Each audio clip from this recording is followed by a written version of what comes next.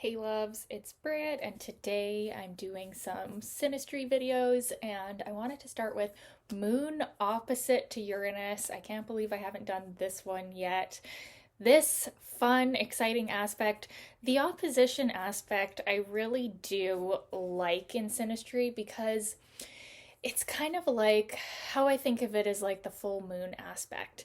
It heightens the intensity, and there is more of a potential for like the fullness of the planet's archetypes to really come out in sometimes a very exciting or crazy way. But it is, kind of 50-50. We don't know if it's going to be mostly difficult or mostly quite exhilarating and amazing. And in this case, with the moon opposing Uranus in synastry, that is really a theme here, is that we have very high emotional highs and very intense feelings of closeness and connection and really just getting each other. It's a very actually like best friend or like friendly vibe, but then at the same time sometimes the Uranus person can appear to the moon person to,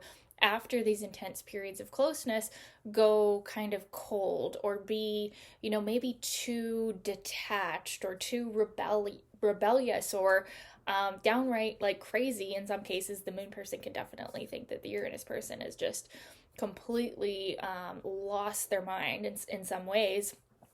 Now, it can also, because the nature of the opposition is it can sometimes flip flop, it can sometimes be where the Uranus person then thinks that the moon person has kind of lost their mind. They're so emotional, they're so clingy, like, I just want to be free, like, get away from me, I need space.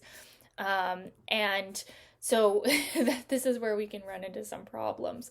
But I do feel like the opposition is easier to deal with than the square, although it may be even more intense or exciting or even unstable.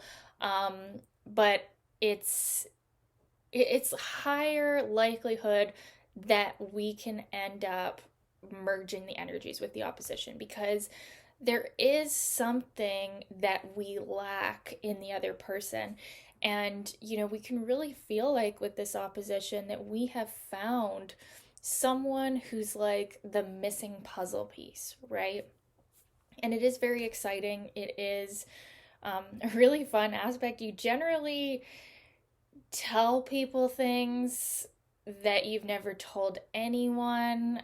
There's a lot of emotional openness, and there can be like a feeling like, we've known each other forever, and we're like buds, and it can be quite an emotional high with a moon Uranus aspect. Actually, it can be quite hard to equal the level of exhilaration and excitement in an aspect like this. Now, where it can be difficult is in the home life, living together in the day to day. You can see couples with this aspect in their synastry actually live apart or have, at the very least, like separate beds.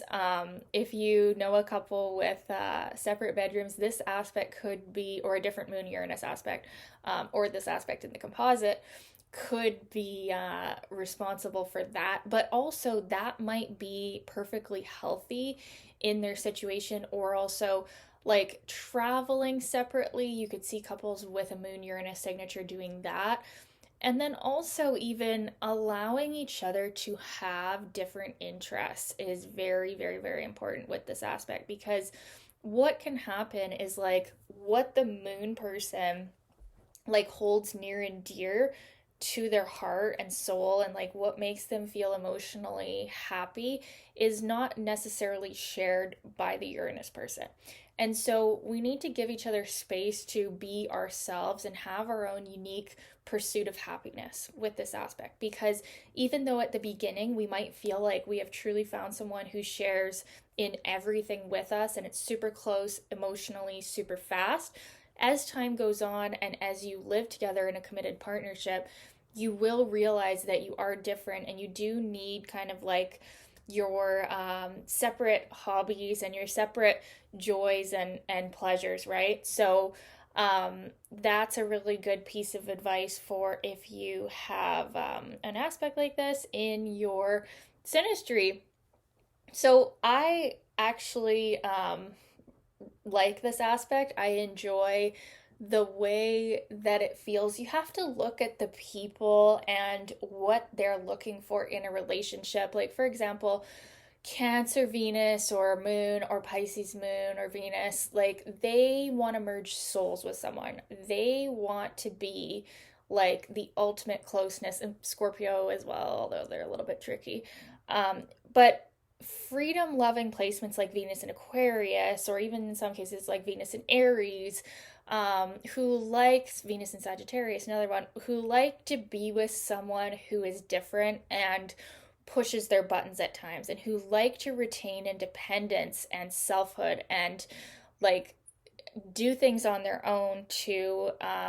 Those kind of people can really like this aspect and the energy that it brings and the excitement that it brings. So, yeah, what else do I want to say about this?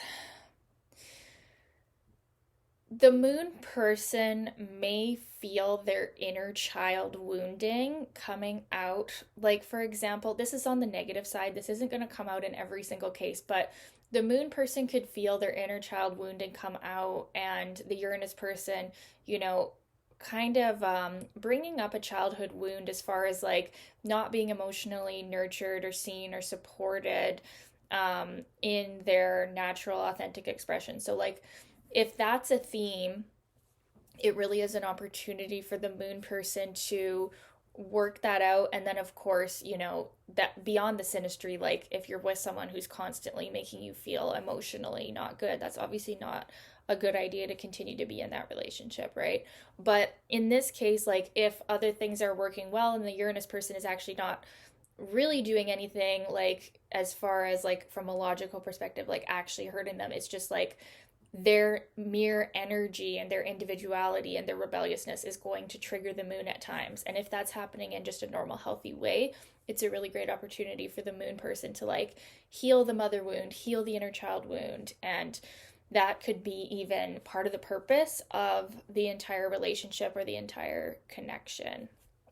So, another thing with this aspect is triggering each other's like emotional needs for closeness versus freedom. So there can be a conflict here, and we might have to like meet in the middle sometimes, right? Like maybe partner A, and it could switch. It might not just be the moon person who's super clingy.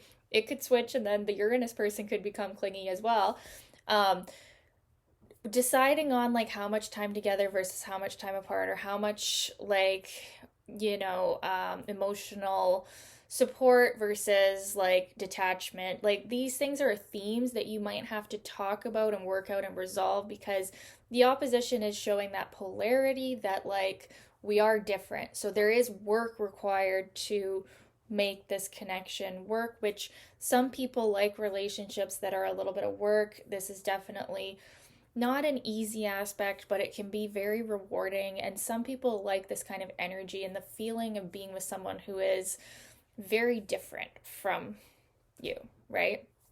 That can be a really exciting thing to be in. So I'd love to know your experience of this aspect. If you've had it in your synastry, what has it been like for you? I'd love to know. And thank you so much for watching, you guys. Keep the requests coming. I love your requests, and we'll talk soon. Bye.